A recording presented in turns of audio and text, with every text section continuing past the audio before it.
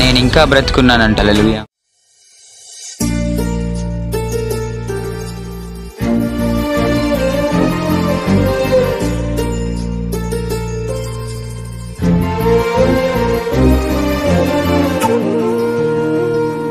మీ అందరికీ నా వందనాలు. మన ప్రభువును రక్షకుడునైనటువంటి ప్రభు అయిన యేసుక్రీస్తు శ్రేష్టమైన నామమునికే మహిమ ఘనత ప్రభావములు కలుగును గాక. కార్తీక్ క్రియేషన్స్ ఫర్ జీసస్ అనేటువంటి ఈ ఛానల్ని ప్రారంభించడానికి ఆ దేవాతి దేవుడు కృప చూపి ఉన్నాడు. ఈ ఛానల్ ప్రత్యేకంగా మారినటువంటి జీవిత సాక్ష్యాలు, మారినటువంటి నిజమైనటువంటి సాక్ష్యాలని మీ ముందుకు తీసుకురావాలనేటువంటి ఆలోచనతో మరి ఈ ఛానల్ని ప్రారంభించడం జరిగింది. ప్రారంభించడానికి ఆ దేవాతి దేవుడు ఎంతగానో కృప చూపి ఉన్నాడు. ఇందులో ప్రత్యేకంగా సాక్ష్యాలు మాత్రమే ప్రసారం అవుతాయి. ఈ సాక్ష్యాలను మీరు వీక్షించండి, అనేక మందికి పరిచయం చేయండి. ఈరోజు మన మధ్యలో సహోదరులు జాన్ పీటర్ గారు ఉన్నారు. మరి మరణ పడక నుంచి స్వస్థత పొంది ఈ రోజున ప్రభు సేవల్లో మరి ముందుకు నమ్మకంగా కొనసాగిపోతున్నటువంటి వ్యక్తులు. మరి మీరు చూసారు ఈ వీడియో క్లిప్పింగ్ని. చాలా దారుణమైనటువంటి పరిస్థితి. మరి అటువంటి పరిస్థితుల్లో దేవుడు వారిని బ్రతికించి ఈ రోజున మన మధ్యలో ఉంచారు సాక్షిగా. వారి యొక్క రక్షణ సాక్ష్యాన్ని సంపూర్ణంగా మనం విందాం. మరి ఈ సాక్ష్యాన్ని మీరు ఫస్ట్ నుంచి చివరి వరకు చూడాల్సిందిగా నేను మనవి చేస్తా ఉన్నాను. బ్రదర్ మన మధ్యలో ఉన్నారు, మనతో సాక్ష్యం పంచుకుంటారు. Praise lord brother. Praise lord brother. మీ సాక్ష్యాన్ని తెలియపరిచేటువంటి ముందు మీ కుటుంబ నేపథ్యాన్ని మాతో పంచుకోండి. దేవుడి నామానికి మహిమ కలుగును గాక. ఈరోజు మీతో ఈ విధంగా కలుసుకోవడానికి ప్రభు ఇచ్చిన కృపను బట్టి ప్రభు నామాన్ని నేను మహిమపరుస్తున్నాను. అలాగే మిమ్మల్ని కలుసుకోవడం కూడా నాకు ఎంతో సంతోషంగా ఉంది. ఈరోజు మొట్టమొదటిగా నన్ను నేను మీకు పరిచయం చేసుకోవాలని ఆశపడుతూ ఉన్నాను. నా పేరు దుర్గా ప్రసాద్. ప్రభువులోకి వచ్చిన తర్వాత నా పేరు జాన్ పీటర్గా మార్చబడింది. నా కుటుంబము అన్య కుటుంబంలో నుండే ప్రభువుని తెలుసుకుంది. నా తండ్రి గారి పేరు రాంబాబు, తల్లి పేరు దుర్గా. మేము ముగ్గురు సంతానము. నేను మొట్టమొదటి వాడిని, రెండో వాడు సహోదరుడు, మూడో సహోదరి. అయితే దేవుడు తన కృప ద్వారా మమ్మల్ని రక్షించుకొని తనలో ముందుకు కొనసాగడానికి కృప చూపించారు. దాన్ని బట్టి దేవుడిని ఎంతగానో స్తుతిస్తున్నాము. ఇది ఎంచలేనటువంటి భాగ్యంగా కూడా మేము ఎంచుకుంటూ ఉన్నాం. ఎందుకంటే లోకంలో అనేక మంది నశించిపోతున్నప్పటికీ కూడా ప్రభు తన ప్రేమను బట్టి నా కుటుంబాన్ని రక్షించుకున్నాడు. దాన్ని బట్టి నేను దేవుడి నామాన్ని మహిమపరుస్తూ ఉన్నాను.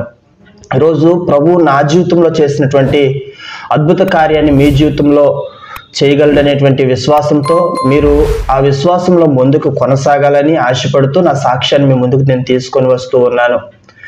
ఈ రోజుల్లో చాలామంది కూడా చిన్న చిన్న సమస్యలకే ఎంతగానో బాధపడిపోతూ వేదన చెందుతూ వారు ఆ విషయంలోనే చింతిస్తూ ఇంకా మా జీవితం అయిపోయింది, ఈ బలహీనత మమ్మల్ని ఇంకా సమాధికే తీసుకుని వెళ్తుంది అనేటువంటి ఆలోచన చేసేవారు చాలామంది ఉన్నారు. అయితే అటువంటి ఆలోచన చేస్తున్న వారిని ఈరోజు నా సాక్ష్యము బలపరుస్తుంది.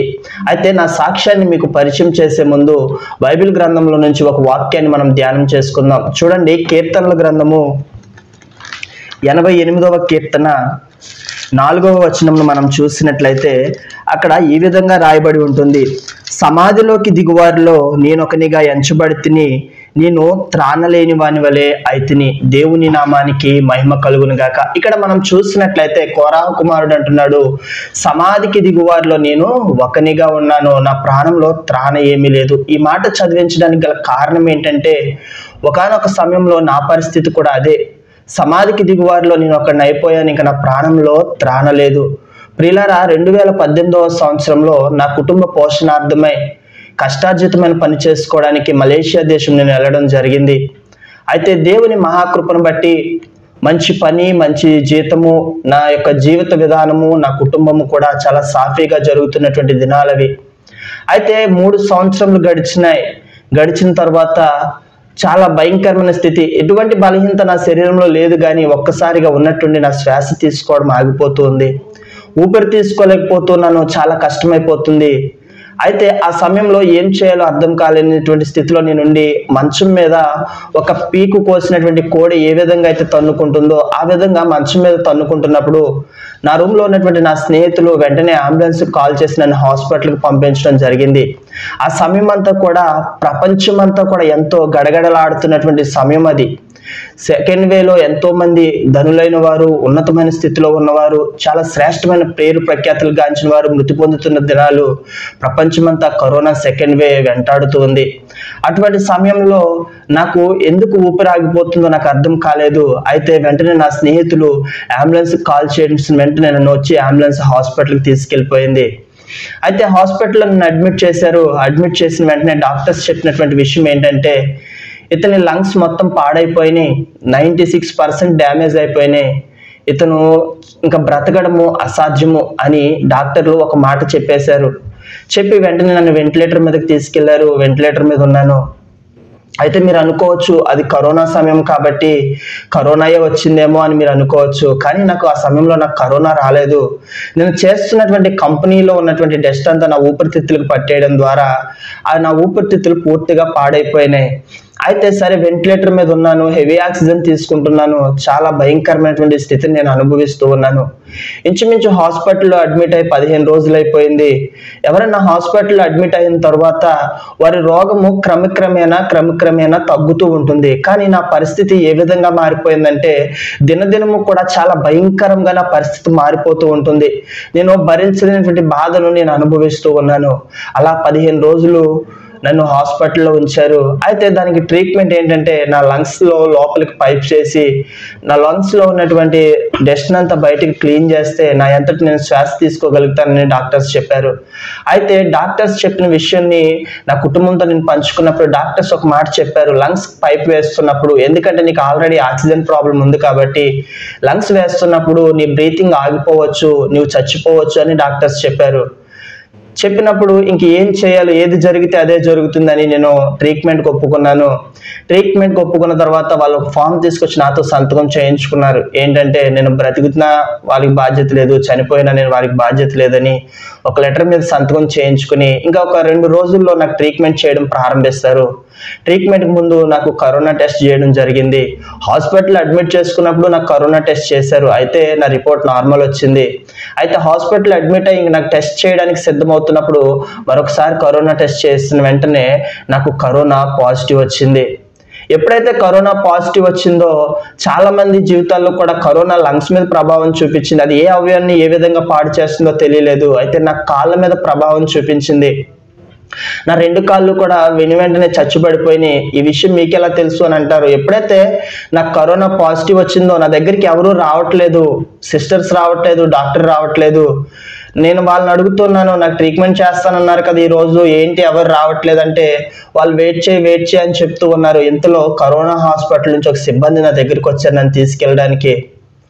అయితే వారు వచ్చిన వెంటనే నేను వాష్రూమ్కి వెళ్ళాలి అని వాళ్ళని అడిగినప్పుడు ఇంతలో వాళ్ళు అన్ని కూడా సిద్ధపరిచారు. నాకు ఆక్సిజన్ సిలిండర్, వీల్ చైర్ అన్ని తీసుకెళ్ళడానికి సిద్ధపరిచి వెంటనే నా వీల్ చైర్లో కూర్చుందామని లెగిసిన వెంటనే కింద కుప్పకూలిపోయి పడిపోయాను. వెంటనే ఆ కరోనా హాస్పిటల్ నుంచి వచ్చిన సిబ్బంది నన్ను తీసి బెడ్ మీద పడుకోబెట్టడం జరిగింది. అయితే బెడ్ మీద పడుకోబెట్టినప్పుడు ఒక సీనియర్ డాక్టర్ వచ్చి చెక్ చేసి కరోనా కాళ్ళ మీద ప్రభావం చూపించింది కాబట్టి ఈ కాళ్ళు రావడము అవకాశం లేదు అని డాక్టర్స్ చెప్పిన తర్వాత వాళ్ళు వెంటనే నాకు డైపర్స్ వేసి నన్ను క్లీన్ చేసి కరోనా హాస్పిటల్కి తీసుకెళ్ళిపోవడం జరిగింది. లంగ్స్ హాస్పిటల్ నుంచి కరోనా హాస్పిటల్కి షిఫ్ట్ చేయబడ్డాను. కరోనా హాస్పిటల్లో ప్రతి వారికి 14 రోజులకి 15 రోజులకి నెగిటివ్ రిపోర్ట్ వస్తుంది. నేను ఇంచుమించు కరోనా హాస్పిటల్ 22 రోజులు ఉండిపోయాను, కానీ నాకు నెగిటివ్ రిపోర్ట్ రావట్లేదు. అయితే మలేషియా ప్రకారం ఏంటంటే 15 రోజుల కన్నా ఎక్కువ ఒక కరోనా పేషెంట్ హాస్పిటల్లో ఉంచరు, వారిని హోమ్ క్వారంటైన్కి పంపించేస్తారు తగ్గకపోతే. అయితే అనాదిగా ఉన్నాను, ఎవరు లేరు. మీరు అప్పుడు మలేషియాలో ఉన్నారా? అవును బ్రదర్, మలేషియాలో వర్క్ చేసుకోవడానికి వెళ్ళాను. ట్రీట్మెంట్ అంతా అక్కడే జరుగుతుంది. ట్రీట్మెంట్ అంతా అక్కడే జరుగుతుంది బ్రదర్. అయితే ఆ విధంగా కరోనా హాస్పిటల్లో నేను అడ్మిట్ అయిన తర్వాత 22 రోజులకి ఇంకా నన్ను హాస్పిటల్ నుంచి డిశ్చార్జ్ చేసేయాలి. అయితే నేను అక్కడ ఒంటరి పోరాటం, ఎవరు లేరు, నా ఫ్యామిలీ అంటూ ఏమీ లేదు, నేను పని చేసుకోవడానికి వెళ్ళాను. కాబట్టి ఈ అంత పరిస్థితి జరుగుతున్నప్పుడు నేను అనుకుంటున్నాను ఇంకా దేవుడు లేడు, దేవుడు నన్ను విడిచిపెట్టేశాడు, దేవుడు ఉంటే ఈ శ్రమ అంతా నాకెందుకు, అనుకుంటూ ఒక ఆలోచన నేను చేస్తూ ఉన్నాను. అయితే ఇంకా ఇప్పుడు నన్ను హాస్పిటల్ నుంచి డిశ్చార్జ్ చేస్తే నా పరిస్థితి ఏంటి అనేటువంటి ఒక ఆలోచన నేను చేస్తున్నప్పుడు, కానీ దేవాతి దేవుడు నన్ను విడిచిపెట్టలేదు బ్రదర్.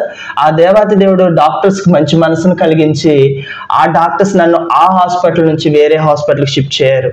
అయితే ఈ కరోనా హాస్పిటల్లో ఉన్న సమయంలో నాకు జరిగేటువంటి ట్రీట్మెంట్ ఏంటంటే, వాళ్ళు ప్రయత్నాలు వాళ్ళు చేస్తూ ఉన్నారు. ఎట్టి పరిస్థితుల్లో నార్మల్ రిపోర్ట్ రావాలి, ఇతనికి లంగ్స్ ట్రీట్మెంట్ చేయాలి, ఇండియాకి పంపించాలి. ఎందుకంటే ప్రతి డాక్టర్ దగ్గర నేను ఏడ్చేవాడిని, నాకు చిన్న పాప ఉంది, నా ఫ్యామిలీని విడిచిపెట్టుకుని వచ్చాను, నేను బ్రతికి ఇంటికి వెళ్తానా అని ప్రతి డాక్టర్ దగ్గర నేను ఏడ్చేవాడిని. అయితే దేవుడి దగ్గర ఏడవడం మానేశాను, డాక్టర్స్ దగ్గర ఏడ్చేవాడిని. ఎందుకు దేవుడి దగ్గర ఏడవడం మానేశానంటే, ఇంకా నాకు నమ్మకం లేదు దేవుడి మీద. అప్పుడు మీరు యేసు ప్రభువుని నమ్ముకున్నారా? అప్పుడు ప్రభువుని నమ్ముకున్నాను బ్రదర్, మందిరానికి వెళ్ళే వ్యక్తినే. కానీ ఇంకా నాకు వచ్చిన శ్రమను బట్టి ఇంకా దేవుడు లేడు, దేవుడు ఉంటే ఈ శ్రమ నా జీవితంలో ఎందుకు అనేటువంటి ఆలోచన చేస్తూ అలాగే ఉండి డాక్టర్స్ దగ్గర ఏడ్చేవాడిని. వాళ్ళు నా బాధను చూసి వాళ్ళు నాకు ఏ విధంగా సహాయం చేయాలనుకునేవారు బ్రదర్. ఆ విధంగా కరోనా ట్రీట్మెంట్ పొందుతున్నప్పుడు నా ట్రీట్మెంట్ ఎంత భయంకరంగా ఉండేదంటే, ఉదయాన్నే ఇంచుమించు అక్కడ టైం 5 గంటలంటే మన ఇండియాలో తెల్లవారుజామున 3 గంటలు అవుతుంది. ఆ సమయంలో 23 ట్యాబ్లెట్స్ నేను వేసుకునేవాడిని. మధ్యాహ్న సమయంలో 23 ట్యాబ్లెట్స్, రాత్రికాల సమయంలో 23 ట్యాబ్లెట్స్. ఒక ఇంజెక్షన్స్ నాకు వేసేవారు. ప్రతిరోజు నా పొట్ట దగ్గర 13 ఇంజెక్షన్స్ చేసేవారు.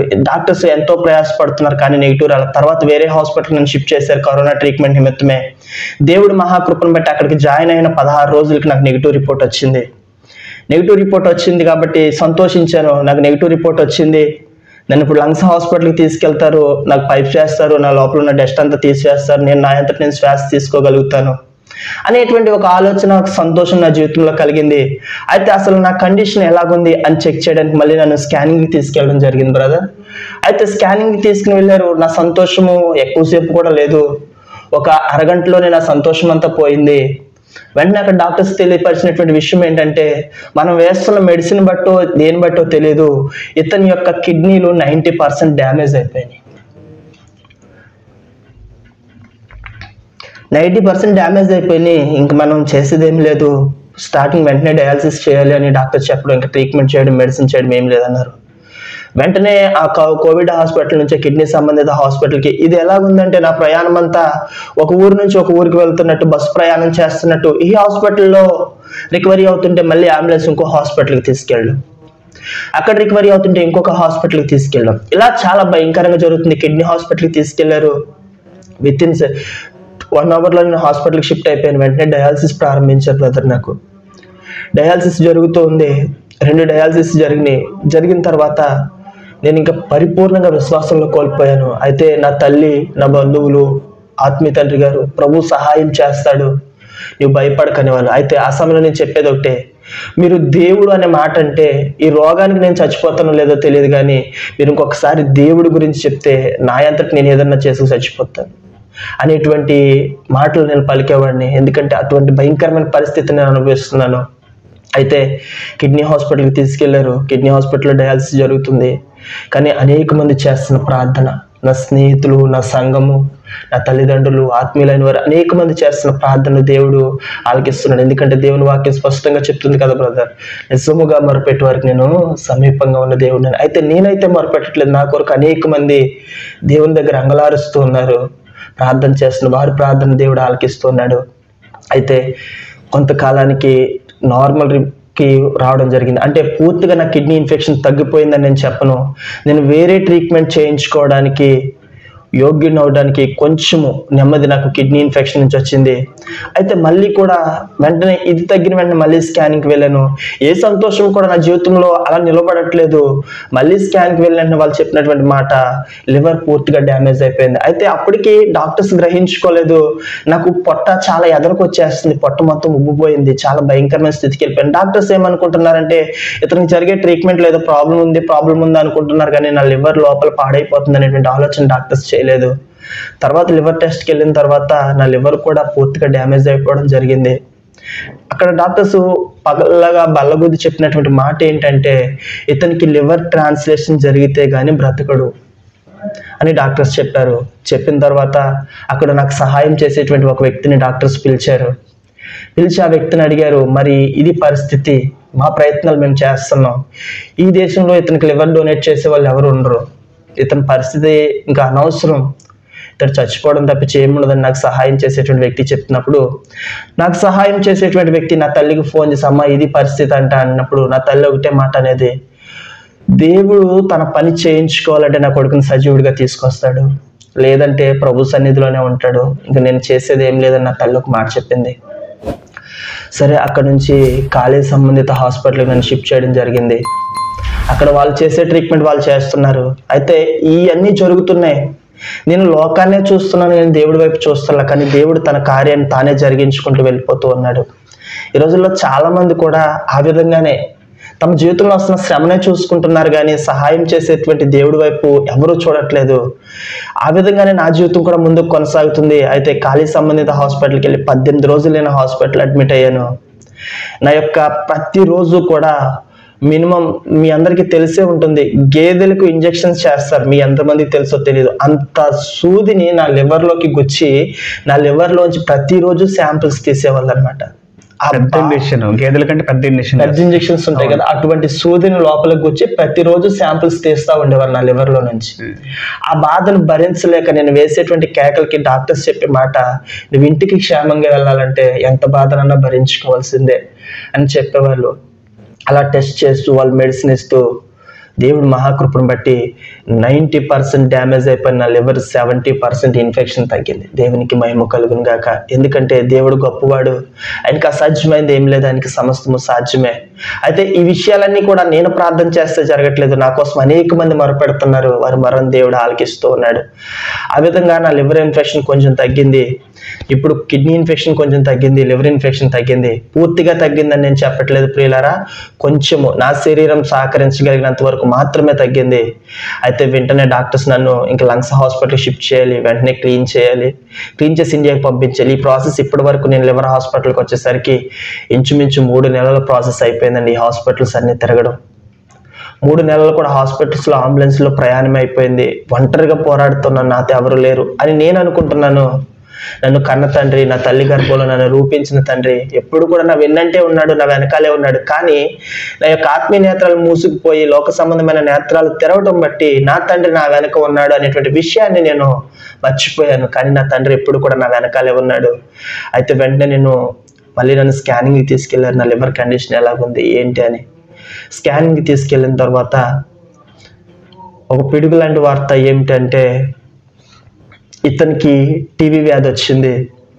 ఆ టీబీ వ్యాధి వల్లనే ఒకదాని మీద ఒకటి ప్రభావం చూపిస్తూ అన్ని అవయవాల్ని పాడు చేసేస్తుంది అని వెంటనే బ్రదర్ నన్ను టీబీ వార్డుకి తీసుకెళ్ళిపోవడం జరిగింది, వేరే హాస్పిటల్కి. అక్కడ టీబీ వార్డ్స్ ఎలాగుంటాయంటే చీకటి గదులు. బయట దేశంలో టీబీ అంటే, మన ఇండియాలో అయితే 6 months కోర్స్ వాడితే టీబీ వ్యాధి తగ్గుతుంది. బయట కంట్రీస్లో దానికి ఇంకా మెడిసిన్ లేదు, టీబీ వ్యాధిని యాక్సెప్ట్ చేయరు. మలేషియాలో ఎట్లా ఉంటుంది పరిస్థితి? మలేషియాలో చాలా భయంకరంగా ఉంటుంది ఆ పరిస్థితి అనమాట. అసలు టీబీ వ్యాధిని యాక్సెప్ట్ చేయరు అనమాట వాళ్ళు. అయితే టీబీ వ్యాధి వచ్చింది. నేను ఒక సహోదరుడి ద్వారా తెలుసుకున్నటువంటి విషయం ఏంటంటే, ఇక్కడ టీబీ వ్యాధి వస్తే డాక్టర్సే చంపేస్తారు, అది వేరే వాళ్ళకి స్ప్రెడ్ అవుతుందని డాక్టర్సే చంపేస్తారని తెలుసుకున్నాం. సరే, నన్ను టీబీ వార్డుకి షిఫ్ట్ చేశారు బ్రదర్. అది చాలా భయంకరం, అది ఒక హాస్పిటల్ లాగా కూడా ఉండదు అనమాట. ఒక డార్క్ రూమ్స్ ఉంటాయి, ఒక్కొక్క రూమ్కి వచ్చి 3 members ఉంటారు. అయితే నన్ను తీసుకెళ్ళి ఆ టీబీ వార్డులో నన్ను అడ్మిట్ చేశారు. అయితే ఇటువైపు నాకు పేషెంట్ ఉండేవాడు, మధ్యలో నాకు ఒక దగ్గు రావడం లేదు, నా నోటంట బ్లడ్ పడటం లేదు.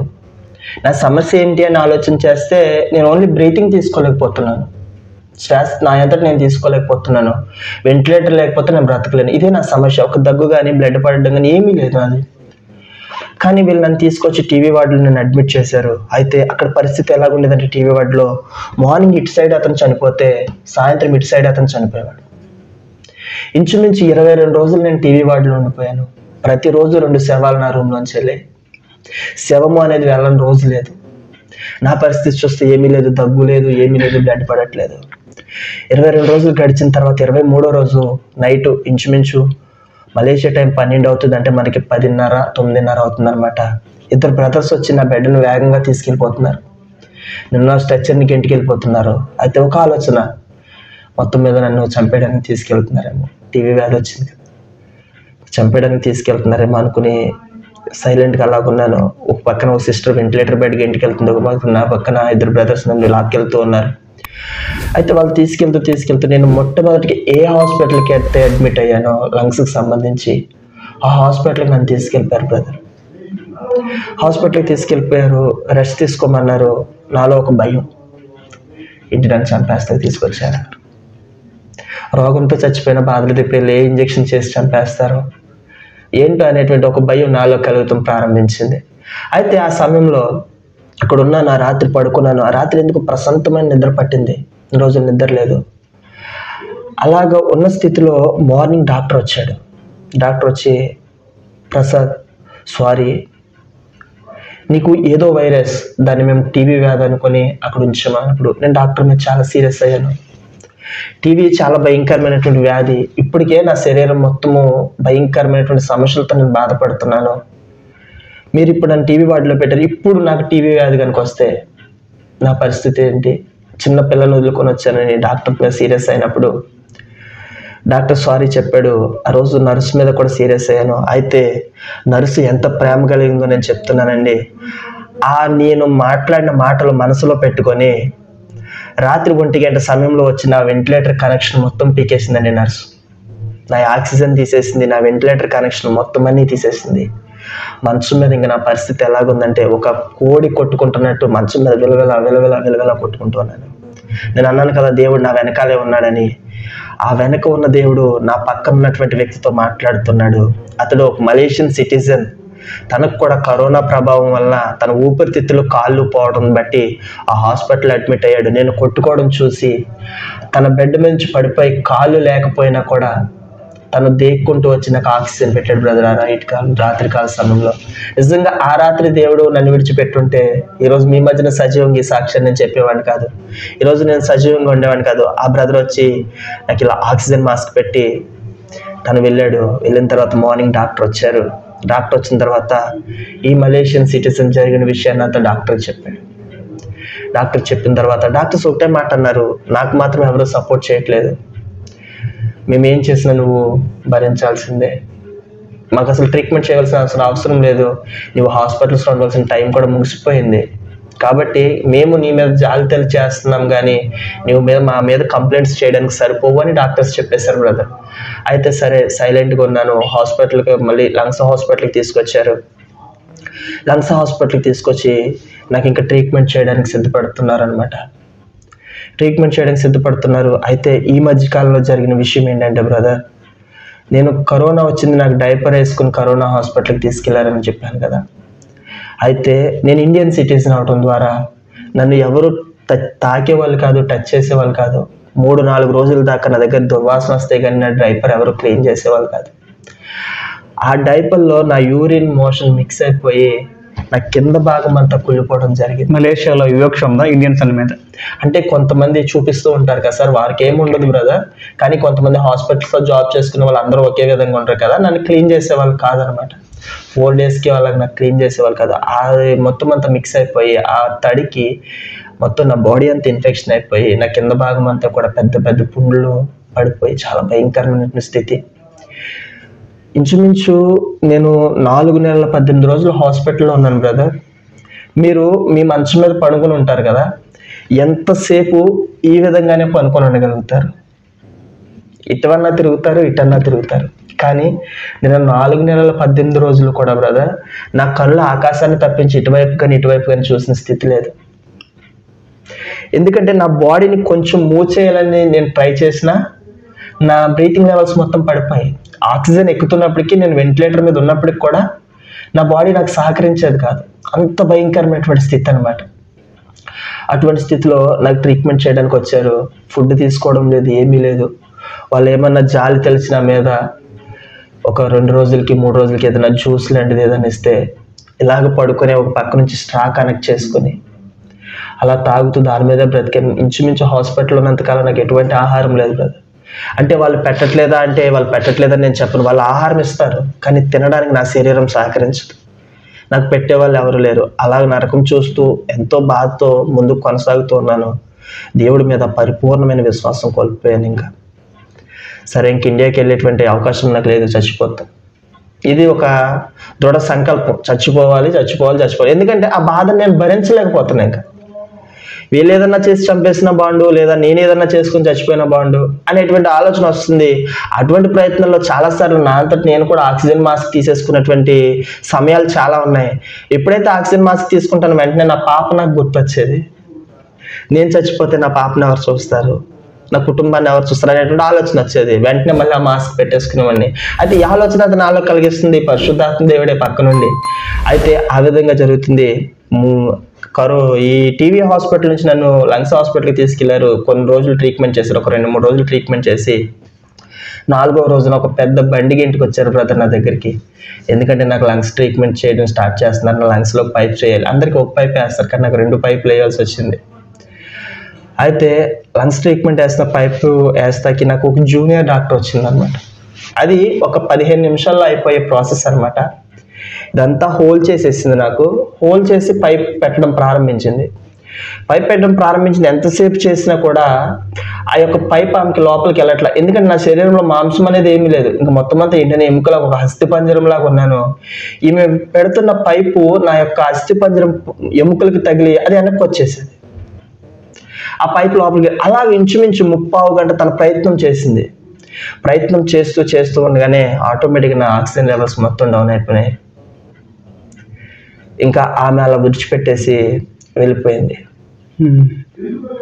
అంటే ఆమె ఏమనుకుందంటే చనిపోయానని చెప్పింది, వెళ్ళిపోయింది చనిపోయాను అనుకుని. బెడ్ మీద అలాగున్నాను. ఇంచుమించు 1 అవర్ ఈ పక్కన పెట్టిన హోల్ నుంచి బ్లీడింగ్ అవుతూనే ఉంది. ఆ పైప్ అలాగే ఉంది. ఇట్లో అటు ఫుడ్ తీసుకొచ్చేటువంటి కాంపౌండర్ ఆ పక్కంట వెళ్తూ నన్ను చూశాడు. నన్ను చూసి వెంటనే వాళ్ళ దగ్గరికి వెళ్ళి, ఇక్కడ ప్రసాద్ బ్లీడింగ్ అవుతుంది, పైప్ లోపల కనెక్ట్ అవ్వలేనట్టుంది, బ్లీడింగ్ అవుతుంది, కొట్టుకుంటున్నాడంటే ఈ డాక్టర్ అమ్మ చెప్పినటువంటి మాట ఏంటంటే ప్రసాద్ కొట్టుకోవడం ఏంటి, ప్రసాద్ చచ్చిపోయాడని నేను వచ్చాను, ఇక్కడ ఇన్ఫర్మేషన్ కూడా ఇచ్చాను అని చెప్పినప్పుడు లేదు కొట్టుకుంటున్నాడు అన్నప్పుడు వెంటనే సీనియర్ డాక్టర్ నా దగ్గరికి పరిగెట్టుకుని వచ్చాడు. పరిగెట్టుకొని చాలా 30 గంట నాతో ప్రయోగం చేసింది. కానీ ఈ సీనియర్ డాక్టర్ 10 మినిట్స్లో ఆ పైప్ను లోపలికి పంపించాడు. ఎప్పుడైతే ఆ పైప్ నా లోపలికి వెళ్ళిందో, మనం ఒక గ్యాస్ సిలిండర్ వదిలినప్పుడు గ్యాస్ ఏ విధంగా అయితే బయటకు వస్తుందో, ఒక నల్లనేటువంటి లిక్విడ్ నా లంగ్స్ నుంచి మొత్తం గోడంతా చిమ్మడం జరిగింది. చాలా భయంకరమైన దుర్వాసన, లోపల నుంచి వచ్చిన డస్ట్ కూడా. వెంటనే దాన్ని ఒక డబ్బా క్లీన్ చేశారు. 3 రోజులు కంటిన్యూ 2 లీటర్ల డబ్బాలు 3 డబ్బాలు వేస్ట్ లోపల నుంచి బయటకు వచ్చింది. అలా 16 రోజులు ఆ పైప్ను అలా ఉంచేశారు. 16వ రోజున ఆ పైప్ను నా నుండి రిమూవ్ చేసి మళ్ళీ స్టిచ్చెస్ వేసేసారు. అన్నీ అయిపోయినాయి. నా ఆక్సిజన్, నా వెంటిలేటర్ మొత్తం అన్నీ తీశారు. నేను ఫ్రీగా శ్వాస తీసుకోగలుగుతున్నాను. 82-85లో నా ఆక్సిజన్ లెవెల్స్ ఉన్నాయి. అంటే ఇన్ని రోజులు 5 నెలల నుంచి మిషన్ మీద నువ్వు ఆక్సిజన్ తీసుకుంటున్నావు కాబట్టి ఇంకా కొంచెం కష్టంగా ఉంటుంది, ఓపిక పట్టు అని చెప్పేసి నా ఆక్సిజన్ మొత్తం అన్నీ తీశారు. నా ఎంత నేను ప్రయత్నం చేస్తూ ఉన్నాను, బాగానే ఉంది. కానీ సాయంకాల సమయానికి మళ్ళీ నేను నార్మల్ స్థితికి వచ్చేసాను. మళ్ళీ విపరీతమైన ఆవేశం, శ్వాస తీసుకోలేకపోతున్నాను. మళ్ళీ మొదటి స్థితి కన్నా భయంకరమైపోయింది. ఇప్పుడు ఏం చేయాలో అర్థం అవ్వట్లేదు. వెంటనే డాక్టర్కి ఇన్ఫర్మేషన్ ఇస్తే డాక్టర్ వచ్చాడు. డాక్టర్ వచ్చి మళ్ళీ వెంటనే ఎక్స్రేకి తీసుకెళ్ళమన్నారు. ఆ బాధలో నేను ఎక్స్రేకి వెళ్ళాను, లేదు లంగ్స్ క్లియర్ అవ్వలేదు కాబట్టి వెంటనే మళ్ళీ పైప్ చేయాలని. మొట్టమొదటిగా నాకు ట్రీట్మెంట్ చేసినప్పుడు అక్కడ ఏ గాయం లేదు కాబట్టి మత్తు పెట్టినప్పుడు నాకు మత్తు ఎక్కింది, అంత బాధ అనిపించలేదు బ్రదర్. కానీ ఆ రోజు మార్నింగే అది పచ్చిపుండు కిందే ఉంటుంది కాబట్టి అప్పుడే స్టిచ్చెస్ వేసారు కాబట్టి. కానీ ఆ రాత్రి కాలం వెంటనే మళ్ళీ ఆ స్టిచ్చెస్ కట్ చేసి మళ్ళీ దాంట్లో పైప్ వేయడం ప్రారంభించారు. ఇంకా ఆ సమయంలో అక్కడ మత్తు ఎక్కలేదు. చాలా గట్టిగా అరిచేవాడిని, చాలా ఎంతో కేకలు పెట్టేవాడిని. వాళ్ళ డాక్టర్స్ అనేవాళ్ళు, నువ్వు ఇండియాకి వెళ్ళాలని ఆశపడుతున్నావా అయితే భరించన్నారు. దేవుడు మహాకృపను బట్టి ఆ పైప్ చేయడం జరిగింది. పైప్ చేసిన తర్వాత 15 డేస్ నన్ను హాస్పిటల్లో ఉంచారు. ఇంకా డాక్టర్స్ నన్ను డిశ్చార్జ్ చేయాలనేటువంటి ఆలోచన చేసేసారు.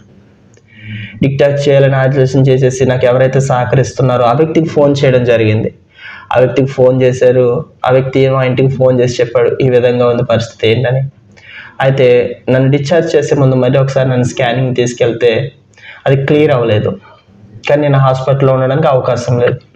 అప్పుడు డాక్టర్స్ 200 ml బాటిల్స్ 2 బాటిల్స్ నాకు పెట్టిన పైప్స్కి ఫిట్ చేసి నన్ను హాస్పిటల్ నుంచి డిశ్చార్జ్ చేశారు. ప్రతిరోజు ఈ లంగ్స్లోంచి డస్ట్ ఆ బాటిల్స్లోకి వచ్చేది. ఈవినింగ్ టైం నేను ఆ బాటిల్స్ క్లీన్ చేసుకుని మళ్ళీ వాటిని తగిలించుకునేవాడిని అనమాట. అయితే ఈ పైప్స్ నాకు ఉన్నాయి కాబట్టి అక్కడ ఉన్నటువంటి ఎంబసీ నాకు ఇండియాకి రావడానికి అవకాశం ఇవ్వట్లేదు. ఎందుకంటే ఇతనికి ఊపిరితిత్తుల ప్రాబ్లం ఉంది, ఇతనికి ఇంకా ప్రాబ్లం క్లియర్ అవ్వలేదు. కాబట్టి విమానంలోకి వెళ్తే గాల్లోనే చచ్చిపోతాడు. కాబట్టి మేము పర్మిషన్ ఇవ్వమని ఏ డాక్టర్ని కూడా సర్టిఫికేట్ మీద సంతకం పెడితే నేను ఇండియాకి క్షేమంగా వచ్చేయచ్చు. అయితే ఏ డాక్టర్ కూడా దానికి అంగీకరించక నాకు సంతకం పెట్టలేదు. ఏం చేయాలో అర్థం కాక ఆ వ్యక్తి నన్ను ఒక ఓల్డ్ ఏజ్ హోమ్లో జాయిన్ చేశాడు. తీసుకెళ్ళి ఒక ఓల్డ్ ఏజ్ హోమ్లో జాయిన్ చేసి కొంతకాలం ఇక్కడ ఉండు, ఇప్పుడు వరకు ఆహారం తీసుకోలేదు, ఏమీ తీసుకోలేదు కదా, ఇక్కడ ఉంటే కొంచెం ఫుడ్ పెడతారు, నీ కాళ్ళకి ట్రీట్మెంట్ చేయిస్తాను నేను, వాళ్ళు వస్తారు నీ కాళ్ళకి ట్రీట్మెంట్ చేస్తారని నాకు కేరళ ఆయుర్వేదిక్ ట్రీట్మెంట్ చేయించేవాడు బ్రదర్ కాళ్ళకి. ఆ విధంగా ఆ ఓల్డ్ ఏజ్ హోమ్లోకి వెళ్ళిన తర్వాత నుంచి కొంచెం ఫుడ్ తినడం ప్రారంభించాను. చాలా ఎంత ప్రయత్నం చేసినా ఇంతకన్నా ఎక్కువ ఆహారం తీసుకునేవాడిని కదా, ఎందుకంటే నా పేగులు అవన్నీ మొత్తం మడతలు పడిపోయి ఉండొచ్చు లోపల. ఎందుకంటే 5 నెలలు నాకు ఎటువంటి ఆహారం లేదు. ఎప్పుడైనా వాళ్ళు దయతలు ఏదైనా జ్యూస్ ఇస్తే అది తాగడము, లేకపోతే లేదు, లేదా వాటర్ పోస్తే కొంచెం వాటర్ తాగడం, అది తప్పించి ఆహారం అంటే ఏంటో మనకు తెలియనటువంటి స్థితిలో ఉన్నాను. కొంచెం ఆహారం తీసుకుంటూ 15 రోజులు అక్కడ గడిచింది బ్రదర్ ఓల్డ్ ఏజ్ హోమ్లో. 15వ రోజున కరెక్ట్గా అక్కడ ఉన్నటువంటి వార్డు బాయ్ నన్ను స్నానం చేయించడానికి వాష్రూమ్కి తీసుకెళ్ళాడు. వాష్రూమ్కి తీసుకెళ్ళి నన్ను స్నానం చేసినాడు. షవర్ విప్పి సోప్ రుద్దుతుండగా అతని చేయి తగిలి నా పైప్స్ ఊడిపోయినాయి ఆటోమేటిక్. ఎప్పుడైతే ఆ పైప్స్ ఊడిపోయినాయో ఆ బ్లడ్ మొత్తం వాష్రూమ్ మొత్తం కూడా చిందేసింది అనమాట. ఈ వ్యక్తి నాకు భయపడిపోయి నన్ను అక్కడ విడిచిపెట్టేసి బయటకు పారిపోయి వచ్చేసాడు. పైన షవర్ వస్తుంది, నేను కదిలేటువంటి అవకాశం లేదు. వెంటనే స్నానం చేయించి బయటికి తీసుకురమ్మన్నారు. బయటికి తీసుకురాగానే అక్కడ ఉన్నటువంటి డాక్టర్కి కాల్ చేస్తే డాక్టర్ వచ్చి దాన్ని ఫస్ట్ ఎయిడ్ చేసి మామూలుగా స్టిక్కర్ వేసి వెళ్ళాడు. వెళ్ళిన తర్వాత ఎప్పుడైతే ఈ పైప్స్ ఊడిపోయినాయో నా ఆక్సిజన్ లెవెల్స్ ఆటోమేటిక్గా మళ్ళీ 40కి వచ్చేసినాయి. ఆ 40స్లో 20లో 35లో బ్రతకడం అనేది అసాధ్యం. కానీ నిజంగా దేవుడి కృప ఎంత ఉన్నతమైందంటే ఆ విధంగా నన్ను బ్రతికించుకుంటూ వచ్చింది.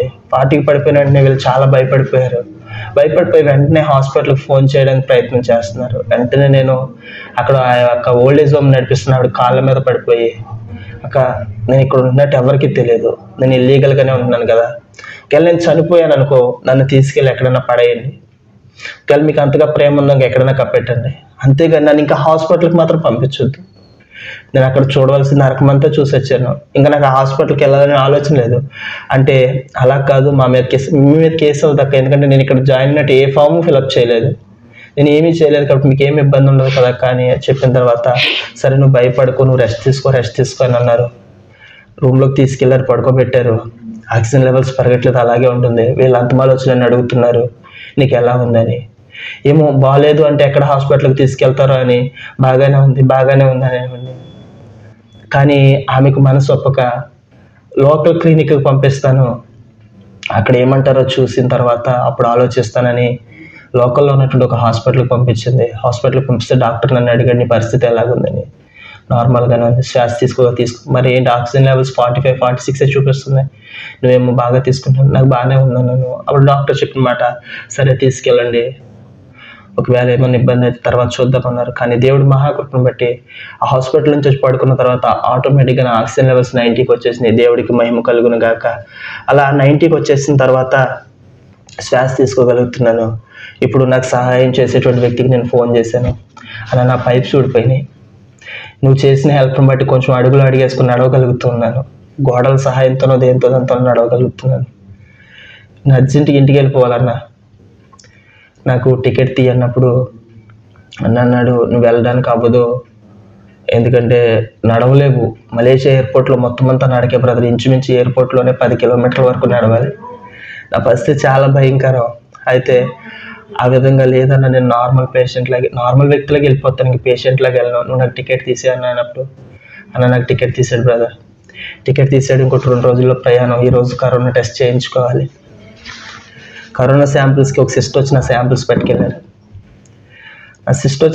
పట్టుకెళ్ళారు. ఒకరోజు 3వ రోజు నా రిపోర్ట్స్ వచ్చినాయి. అయితే ఒక విధమైన సంతోషం, నాకు ఇండియాకి వెళ్ళిపోతున్నాను, ఆ ఆనందానికి అవధులేవు. పడవలసినంత బాధ అంతా అనుభవించేస్తాను, ఇంక ఇంటికి వెళ్తున్నాను, నా కుటుంబంతో సంతోషిస్తాను, నా కుటుంబంతో ఉంటాననేటువంటి ఒక ఆలోచన. అయితే ఆ ఆలోచన కూడా ఎక్కువసేపు లేదు బ్రదర్ నా దగ్గర, ఒక్కరోజు మాత్రమే ఉంది.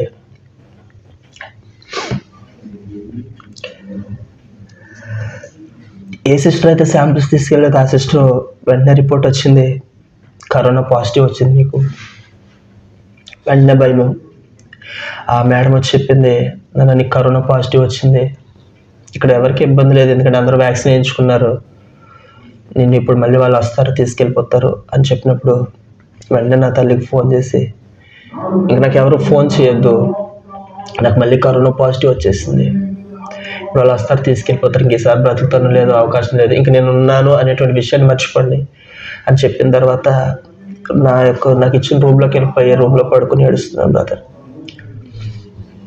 ఎంతగా ఏడుస్తున్నా అంటే ఎందుకు ఈ పరిస్థితి ఏంటి, ఎవరికి ఏ అపకారం చేశాను, ఎవరికి ఏం చేయలేదు కదా, ఎందుకు ఎంత వేదన పడుతున్నాను ఎంత బాధపడుతున్నాను అనేటువంటి ఆలోచన చేస్తుండగా ఆ మంచం మీద పడుకొని అలాగే నిద్రలోకి జారిపోయిన బ్రదర్ ఏడుస్తూ. అయితే ఇప్పటి వరకు నేను అనుకున్నాను కదా నన్ను విడిచిపెట్టేశాడు, నన్ను తన నోటి నుంచి ఉమ్మి వేశాడు అని నేను ఏ దేవుడిని అయితే నిందిస్తున్నానో అది ఎవరి దేవుడు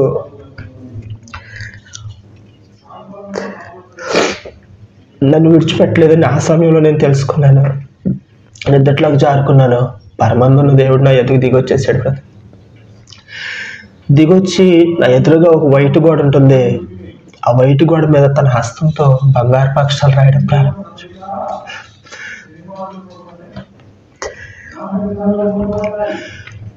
ఇదిగో నిన్ను ఏడవ ఒక నూతన క్రియ చేయబోతున్నాను అని దేవుడు ఆ అక్షరాలు రాశాడు. తన హస్తము ఆయన రాసిన అక్షరములు తప్పించి నాకు ఇంకేమీ కనిపించలేదు. ఎప్పుడైతే నేను ఆయన మాటను నేను చూశానో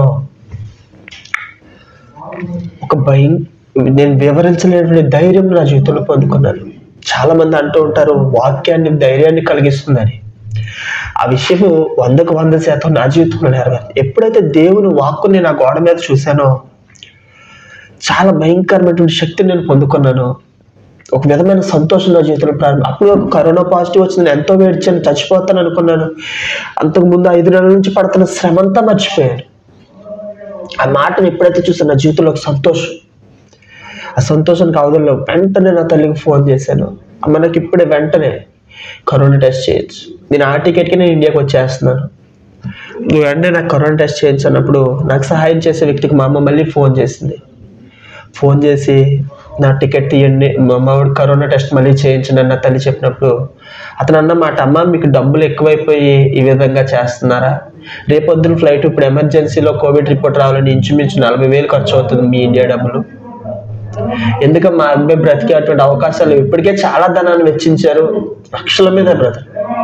ఇంచుమించు మలేషియా హాస్పిటల్లో 20 నుంచి 30 లక్షల ట్రీట్మెంట్కే ఖర్చు అయిపోయింది. అంతా నా తల్లి కష్టం మీదే.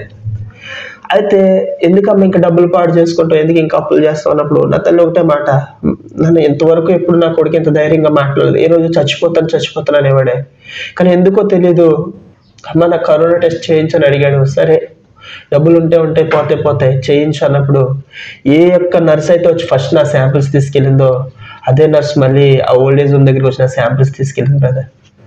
ఎమర్జెన్సీ రిపోర్ట్ ఇంచుమించు 7 గంటల్లో ప్రభు నాకు నార్మల్ రిపోర్ట్ ఇచ్చాడు. దేవుడికి మహిమ కలుగుగాక. అయితే హాస్పిటల్కి అయిపోయింది, మొత్తం అంతా అయిపోయింది. దేవుడు మాట ఇచ్చినవాడు మాట తప్పలేదు. నిజంగా నా జీవితంలో నూతన క్రియేట్ చేయడం ప్రారంభించాడు. నూతన క్రియేట్ జరుగుతూ ఉంది. నార్మల్ రిపోర్ట్ వచ్చింది, ప్రయాణం అయిపోయాను, ఎయిర్పోర్ట్కి వెళ్ళిపోయాను. ఎయిర్పోర్ట్కి వెళ్ళిపోయిన తర్వాత ఉంచోడానికి నా దగ్గర శక్తి లేదు. ఆ టైంలో ఒకటే ఫ్లైట్, ఎయిర్ ఇండియా తప్పించి ఇంకే ఎయిర్లైన్స్ నడవట్లేదు కాబట్టి లైన్ చూస్తే 1 కిలోమీటర్ లైనే ఉంది, నాకు నుంచి ఓపిక లేదు. లైన్లో నుంచి ఏడ్చుస్తున్నాను అనమాట, పడిపోతానేమో, నవ్వులు పాలైపోతానేమో. నా దగ్గర చూస్తే భయంకరమైన దుర్వాసన, గాయాలు కాదు బ్రదర్, మొత్తం అంతాను భయంకరమైన దుర్వాసన. ఒక చోట ఎక్కడన్నా కూర్చుందామంటే నాకున్నటువంటి పుండ్లు నా ప్యాంటు కంటికి పోయి చాలా ఇబ్బంది పెట్టాయి అనమాట. అంత భయంకరమైన దుర్వాసన, ఏం చేయాలో అర్థం అవ్వట్లేదు. నడుస్తున్నప్పుడు ఒక సహోదరి మలేషియా నుంచి విజయవాడకు వస్తున్నారు. ఎంతసేపు నుంచి అబ్జర్వ్ చేస్తుందో నాకు తెలియదు బ్రదర్. నిజంగా దేవుడు ఇంకా నా వెన్నంటే ఉన్నాడనడానికి ఇవన్నీ నిదర్శనాలు అనమాట. చాలా మంది ఏంటి నిదర్శనం, ఏది నిదర్శనం అంటున్నారు. నేను చెప్తున్నాను, ఒకటి నా వెంటే ఉన్నాడనడానికి ఆ రూమ్కి వచ్చి నాతో మాట్లాడాడు, నా వెంటే ఉండడానికి ఎయిర్పోర్ట్లో రుజువు చేసి అసిస్టెంట్ ఎంతసేపు నుంచి గమనిస్తుందో తెలియదు. నేను అక్కడ చాలా మందిని రిక్వెస్ట్ చేశాను, నా పరిస్థితి ఇది, నా వల్ల కావట్లేదు, కొంచెం ముందుకన్నా పంపించండి, లేకపోతే ఏదైనా వీల్ చైర్ ప్రొవైడ్ చేయండి అంటే వాళ్ళు చెప్పేవారు మాట ఏంటంటే మాకు డాక్టర్ సర్టిఫికేట్ కావాలి, డాక్టర్ సర్టిఫికేట్ ఇస్తే నేను పంపిస్తాను ఎదరికని అనేవాళ్ళు.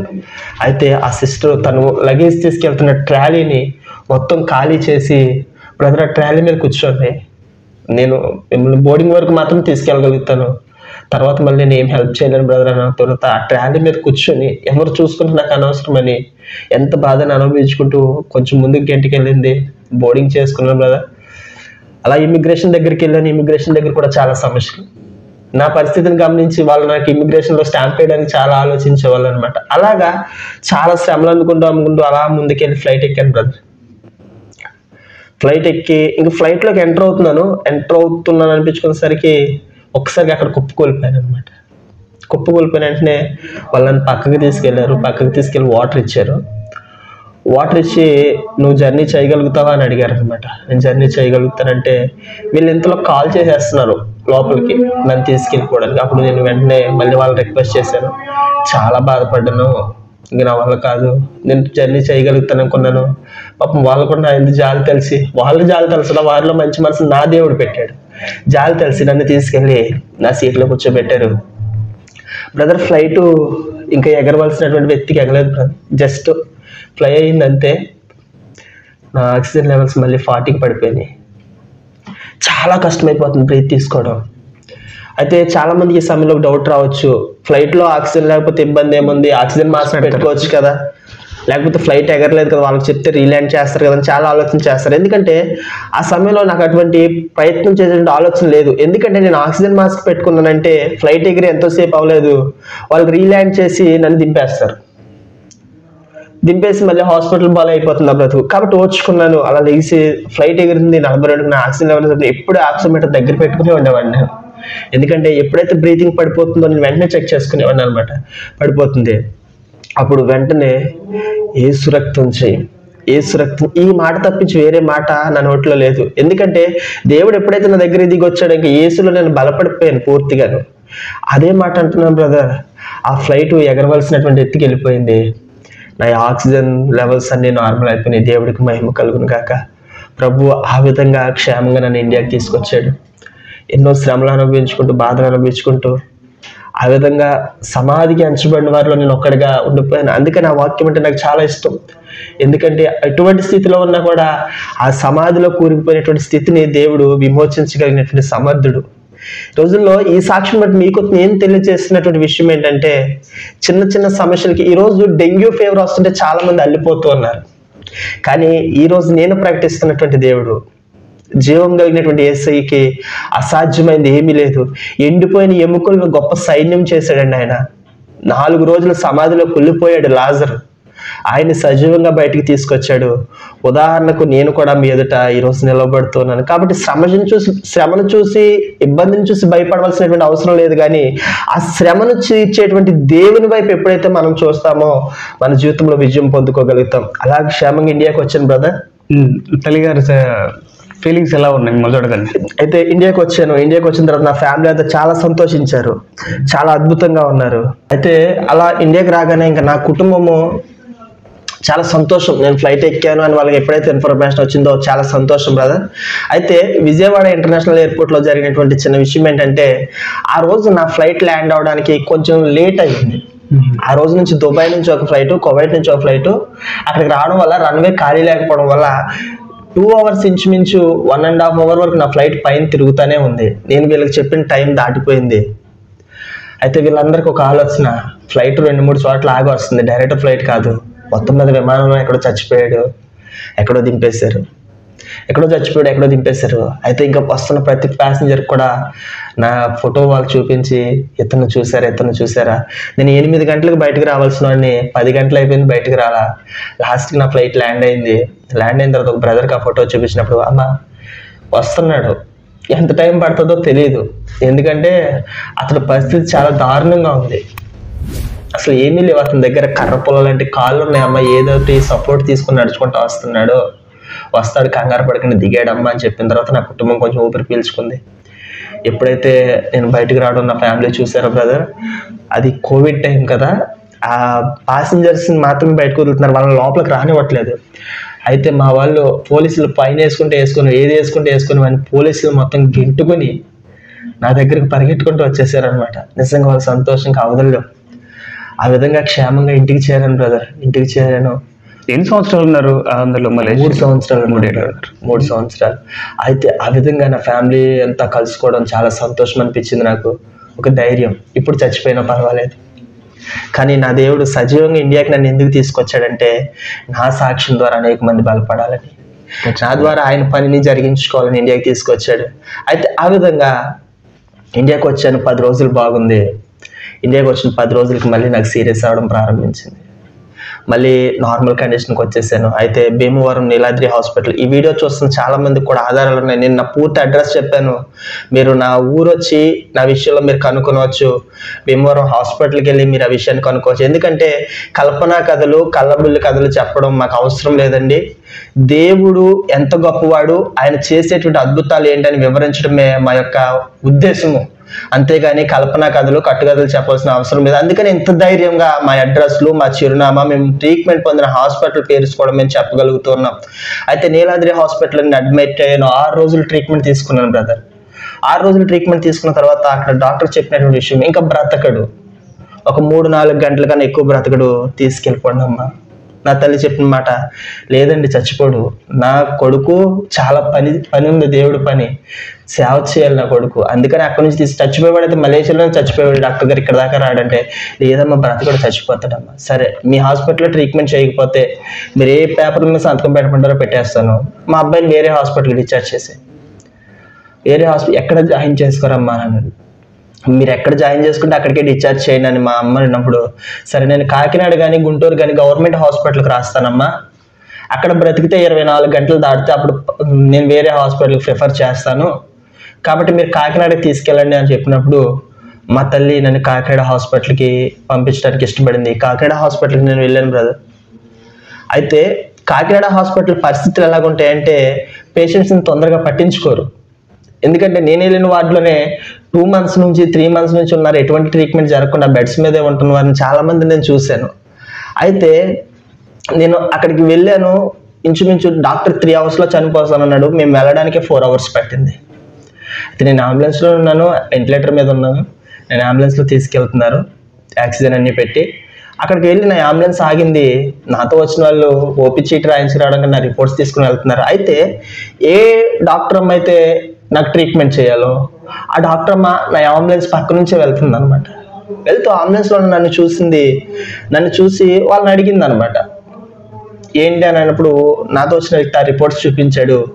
ఓపీ చీటీ అవన్నీ తర్వాత రాయించుకుందరు, ముందు నా వెనకాల తీసుకొచ్చిందని డైరెక్ట్ నన్ను ఐసీయూకి తీసుకెళ్ళిపోయి, మళ్ళీ ఏ గాయాలైతే పదే చేయించుకుంటున్నానో అదే భాగాన్ని మళ్ళీ కోసేసి మళ్ళీ వెంటనే పైప్ చేసిన తర్వాత కొంచెం శ్వాస తీసుకోగలుగుతున్నాను. అయిపోయింది. ఆ రోజు నైట్ 12 ఆ టైంకి నన్ను వార్డుకి షిఫ్ట్ చేశారనమాట. వార్డుకి షిఫ్ట్ చేసిన తర్వాత అక్కడ వాళ్ళు అడుగుతున్నటువంటి మాట, అమ్మ వార్డులో మిమ్మల్ని ఎప్పుడు చూడలేదు, మీరు వచ్చి ఎంతకాలం అయ్యింది? మేము వచ్చి ఒక 4-5 గంటలు అవుతుంది, అంతకు మించి ఎక్కువ అవ్వట్లేదంటే, 4-5 గంటలకు మీరు ట్రీట్మెంట్ చేస్తారా? ఎవరు రికమెండేషన్లు తెచ్చారు? ఎవరు మీకు రికమెండేషన్ చేశారు అని చాలామంది మమ్మల్ని అడిగారు. మమ్మల్ని ఎవరు రికమెండేషన్ చేయలేదండి, దేవాది దేవుడు నా వెనకాల ఉన్నాడు, దేవాది దేవుడు నన్ను నడిపించాడు, అందుకని ఆయనే ఆవిడ రూపంలో నా దగ్గరికి వచ్చేసాడు అని అన్నాను. వాళ్ళు చెప్పిన మాటలు, మేము 2 నెలల నుంచి ఉంటున్నాం, 3 నెలలు అవుతుంది, ఇక్కడికి వచ్చిన వాళ్ళు అసలు బ్రతికి వెళ్ళిన వాళ్ళు ఎవరు లేరు, ఒక వస్తే కనుక నెలలు తప్పించి రోజుల్లో వెళ్ళిన వాళ్ళు ఎవరు లేరు అన్నారు. అయితే వార్డుకి షిఫ్ట్ అయిన తర్వాత ఆ గాయముల్లోనే ఆ హాస్పిటల్, ఆ వార్డులో ఎంతో బాధపడుతూ అనేక మంది ఉన్నారు. అయితే నేను ఒకటే ఆశ, దేవుడు బ్రతికించాడు. అలాగా 7 రోజులు నేను కాకినాడ హాస్పిటల్ నుంచి డిశ్చార్జ్ అయిపోయింది బ్రదర్. 7 రోజులు నేను డిశ్చార్జ్ అయిపోయి వస్తుంటే అక్కడ వాళ్ళందరికీ చాలా సంతోషం. ఏంటంటే ఎవరిని ఇప్పటివరకు చూడలేదు. అయితే వాళ్ళందరికీ ఇచ్చిన ఒకటే సాక్ష్యం, నా దేవుడు నన్ను తీసుకెళ్తున్నాడు 7 రోజులు. కాబట్టి మీరు కూడా ఆయన మీద ఆధారపడండి, ఆయన మీకు సహాయం చేస్తాడని అక్కడ అందరికీ సాక్ష్యం ఇచ్చి నేను రావడం జరిగింది. దేవుడు ఆ విధంగా నన్ను స్వస్థపరిచాడు బ్రదర్. ఆ రోజు నుంచి మనం 88వ కీర్తన 4వ వచనంలో చదువుకున్నాం కదా, సమాధిలోకి ఎంచబడిన వారిలో నేను ఒకడిని అయితే అన్న తర్వాత నా జీవితాన్ని ఏ విధంగా మార్చేశాడంటే, చూడండి 103వ కీర్తన 4వ వచనం మనం చూసినట్లయితే, సమాధిలో నీ ప్రాణంను విమోచించుచున్నాడు, కరుణా కటాక్షములను నీకు కిరీటంగా ఉంచుచున్నాడు. దేవునికి స్తోత్రం. హల్లెలూయా. సమాధికి దిగువారిలో ఒకడిని అయిపోయాను ఆ రోజు. ఎప్పుడైతే నా ప్రభు మాటను బట్టి నేను ధైర్యం తెచ్చుకున్నానో, ఎప్పుడైతే ప్రభు మాటను బట్టి నేను బలం పొందుకున్నానో, ఇప్పుడు సమాధిలోకి దిగిపోయినటువంటి నా జీవితాన్ని ఆయన విమోచించి కరుణను కటాక్షను నాకు కిరీటంగా ఉంచి ఈరోజు అనేక మందికి సాక్ష్యం పంచడానికి, అనేక మందిని ఆత్మీయంగా బలపరచడానికి, ప్రభు సేవలో ముందుకు కొనసాగడానికి ప్రభు కృపనిచ్చాడు. కాబట్టి ఈ సాక్ష్యం బట్టి మీకు తెలియపరుస్తున్న విషయం ఒకటే, ప్రభువుకి అసాధ్యమైంది ఏమీ లేదండి. అందుకని అబ్రహాంతో అంటాడు కదా, నాకు అసాధ్యమైంది ఏమైనా ఉన్నదా అంటున్నాడు ప్రభు. ఆయనకు అసాధ్యమైంది ఏమీ లేదండి. కానీ మనమే ఆయన మీద పరిపూర్ణమైనటువంటి విశ్వాసం ఉంచలేక, ఆయన మీద పరిపూర్ణంగా ఆధారపడలేక మన శ్రమ దినంలో మనం కృంగిపోతున్నాం. దేవుడి వాక్యం చాలా స్పష్టంగా చెప్తుంది, శ్రమ దినం నాను కృంగిన వాడివైతే చేతగాని వాడివని దేవుని వాక్యం సెలవిస్తుంది. కాబట్టి శ్రమను చూసి భయపడకండి, వ్యాధిని చూసి భయపడకండి, వాటిని తీర్చగలిగినటువంటి దేవుడిని ఆశ్రయించండి. ఆయన మీద మీరు ఆధారపడి ముందుకు కొనసాగుతున్నప్పుడు దేవుడు మీ జీవితంలో చాలా అద్భుతాలు, ఆశ్చర్యకార్యాలు జరిగిస్తాడు. నా జీవితంలో నేను పొందుకున్నటువంటి కార్యాన్నే మీకు తెలియపరుస్తూ ఉన్నాను. కాబట్టి ప్రభునందు విశ్వాసం ఉంచండి, ఆయన ఎందుకు మీరు బలపడండి, దేవుడి ద్వారా అనేకమైనటువంటి దీవెనలు పొందుకోండి. దీన్ని అనేక మందికి షేర్ చేయండి, అనేక మందిని ఆత్మీయంగా మీరు బలపరచాలని ఈ మాటలు దేవుడు మనందరి వెనుకల్లో దీవించి ఆశీర్వదించి నా జీవితంలో చేసిన చిన్న చిన్న వ్యాధులకే కృంగిపోయి ఈ రోజున తమ జీవితాలను చాలించుకునే వాళ్ళు ఉన్నారు. మీరు ఇటువంటి పరిస్థితుల్లో మరి చాలా అసలు కష్టం. ఈ రకంగా ఈ రోజు మిమ్మల్ని చూడటమే ఒక అద్భుతంగా ఉంది. అటువంటి పరిస్థితుల నుంచి వచ్చారు మీరు. ఈ రోజు కూడా మా ఊర్లో నేను నడుస్తూ ఉంటే చాలా మంది చెప్పేటువంటి మాట, ఇది నిజమేనా? నిజమా? మాకే ఆశ్చర్యంగా ఉంది. ఈ రోజు కూడా చాలా మంది అంటా ఉంటారు అనమాట, మాకు ఇంకా కలగానే ఉంది. రీసెంట్ గా బ్రదర్ నేను మా రిలేషన్ సంబంధించిన ఒక ఫంక్షన్ కి వెళ్ళడం జరిగింది. ఆ ఫంక్షన్ లో చాలా మంది నోటి నుంచి వచ్చిన మాట ఇదే, మాకు ఇదంతా ఒక కలగానే ఉంది, ఇది నిజమని మేము అనుకోవట్లేదు. ఎందుకంటే నేను అటువంటి భయంకరమైన స్థితిలోంచి వచ్చాను కాబట్టి అందరూ అలాగంటున్నారు. కానీ దేవుడికి అసాధ్యమైనది ఏమీ లేదు కదా బ్రదర్. ప్రోత్సాహకరంగా కొంతమంది వ్యాధులతో నలిగిపోతున్న వాళ్ళకి మీరు ఆదరణకరంగా కొన్ని మాటలు మీ సాక్ష్యం ద్వారా. తప్పకుండా బ్రదర్. అయితే వ్యాధి ఎంత పెద్దదైనా దానికన్నా పెద్దవాడు మనం ఆరాధిస్తున్నటువంటి యేసయ్య. సమస్య ఎంత పెద్దదైనా, అది నేను ఒక శరీర సంబంధమైన వ్యాధి గురించే చెప్పట్లేదండి.